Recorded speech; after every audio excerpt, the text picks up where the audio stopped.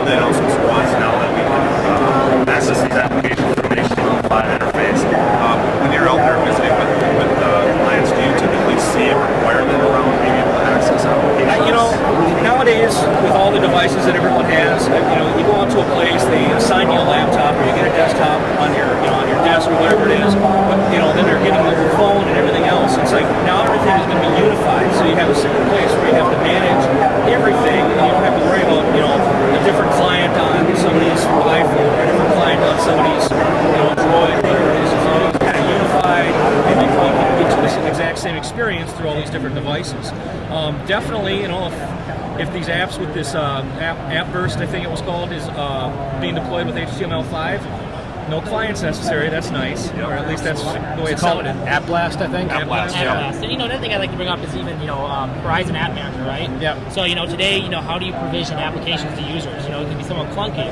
How do you say, okay, these group of users are going to get application A and this other group of users get application B, or even how do users go and self-provision themselves? Have a portal say, I want this app, this app, this app, but also still have licensing, constraints in there so we don't actually violate our licensing agreements. So, Horizon App Manager, I think, is going to allow you to do that, where it's essentially going to deliver a thin app application as it is somewhat today. Still have that shared directory, have the thin app icon on their desktop, but it's going to have a single pane of glass management to be able to provision and deprovision access to thin app applications. I think the self-service thing is a big thing too, because at the most recent deployment that we had, the majority of the help tickets that were open for the help desk where somebody didn't have an application that they needed. So it would be easy, just for them to go out to that portal and provide it to themselves and not have to open up all those help desk tickets. Yep. I know one of the things I really liked about it was, going from meeting to meeting and place to place. I really like to carry around my iPad instead of my laptop. And they showed the demo of being able to access Excel right from my iPad. I was, give it to me now. It's, without having to actually, fire either Pocket Cloud or the native iPad app.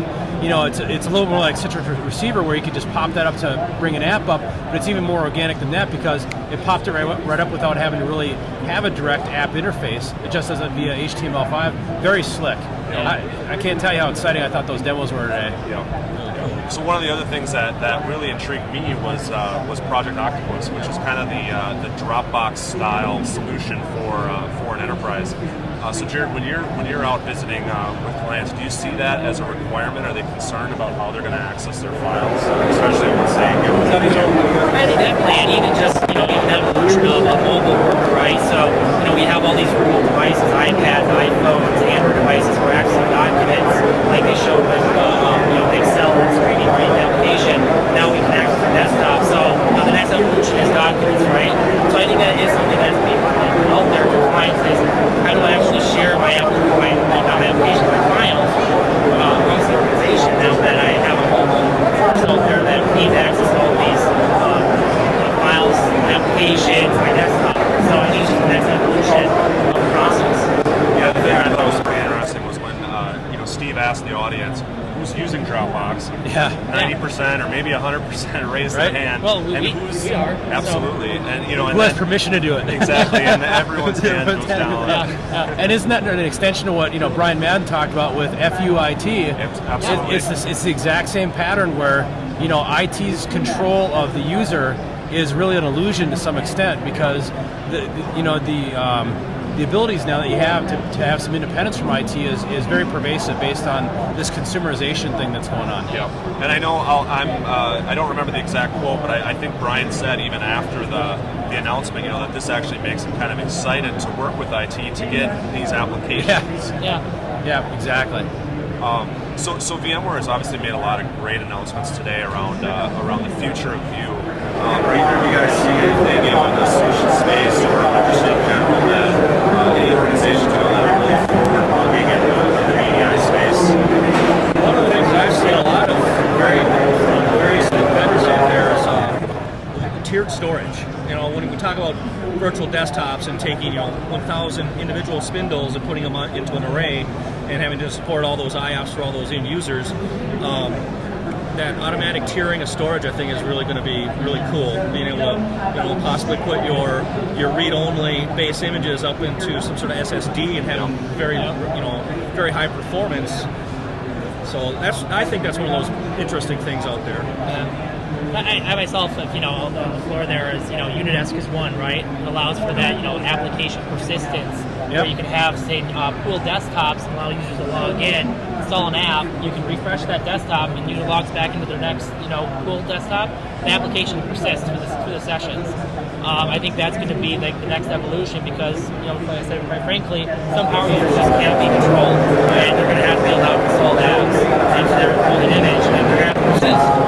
So let's not forget Easter 5. Oh, yes. Right? We got the monster VMs, we got the shirts. Absolutely. And that's the whole thing of VDI Kung Fu. It's a lot of different disciplines like Kung Fu is, or martial arts is, and there's varying levels of belts that you have for that. So there's a lot of different things, and we see that across different vendors, different disciplines, and kind of how you approach the information that these tools give you.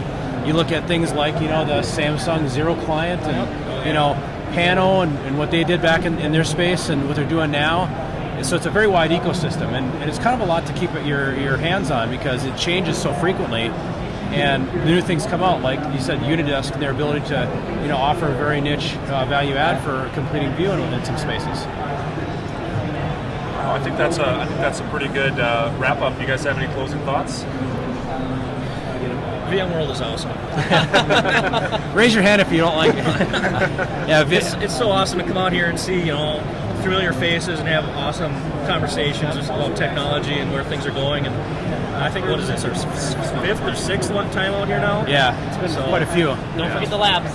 Yeah, right? the labs. Yep. Yeah, it's almost an inspiration for a lot of us to kind of spin something up like that once it becomes more, capable and available. I don't know about you guys, but I just thought, this is the ultimate time crunch of time crunch for VMworld. Absolutely. I've been to a lot of these in the past, and it's easy to, either blow off sessions or just go to the showcase or the Solutions Pavilion or whatever you do. But man, it's like you want to go in a lot of these sessions.